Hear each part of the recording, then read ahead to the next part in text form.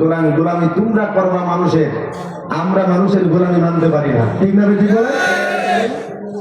জমির আল্লাহর, প্রশংসা হবে আল্লাহ। কথা বলেন না কেন? সংখ্যাগরিষ্ঠ মুসলিম দেশ, যেখানে সংখ্যাগরিষ্ঠ জনসংখ্যা থাকে ওই দেশের সংবিধান হয় ওই সিস্টেমে।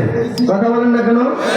হিন্দুস্তানের দিকে তাকায় দেখেন, আমরা ওখানে সংখ্যালঘু, এই জন্য আমাদেরকে মারার জন্য তাদের কোনো সময় প্রয়োজন হয় না, কোনো কারণ লাগে না, যখন ইচ্ছা তখন আমাদেরকে মেরে দেয় ওখানে। এই কথা বল।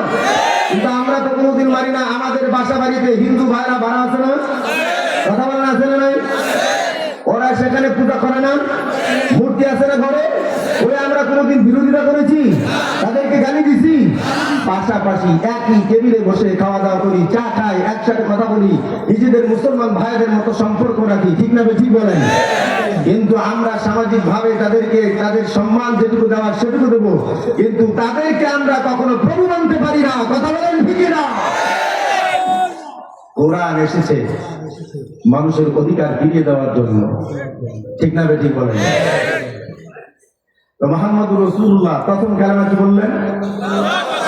2 নাম্বার আলহামদুলিল্লাহি হামদান কাসীরা। 3 নাম্বার হযরত হালিমাতুস সাদিয়া বলেন মুহাম্মদ 3 নাম্বার কালেমা পড়লেন সুবহানাল্লাহি বুকরাতান ওয়া আসীলা। বলেন সুবহানাল্লাহি বুকরাতান ওয়া আসীলা। মুহাম্মদ 3 নাম্বার কালেমা পড়লেন। এখন আমার কথার জবাব দেন, পয়গম্বর মুহাম্মদ যখন একেবারে শিশু প্রথম কথা বলা শুরু করলো, উনি প্রথমে 3টা কালেমা জবান দিয়ে উচ্চারণ করলেন, 3টাই হলো মৌলিকের জন্য। কথা কন থেকে না? হে মুসলমানের দল, তুমি যদি পয়গম্বর মুহাম্মদকে প্রকৃত অর্থে যদি নবী মানো, তাহলে তোমার রোল মডেল হবে পয়গম্বর মুহাম্মদ। কথা হয় না?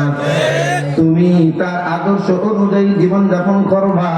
রান্নাঘর থেকে নিয়ে রাষ্ট্রীয় সংসদ পর্যন্ত মুহাম্মদের আদর্শ মানা লাগবে।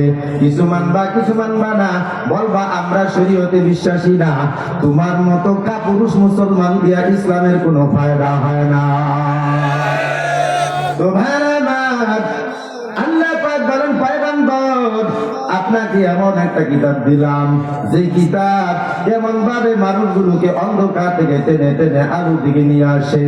তেমন দেখেন আমার নবী মুহাম্মদ ইসলামের প্রাথমিক জমানায় যখন কালেমার দাওয়াত দেন, কাবার হারিমের নিকট বসিয়া বসিয়া মুহাম্মদুর রাসূলুল্লাহ কুরআন তেলাওয়াত করেন।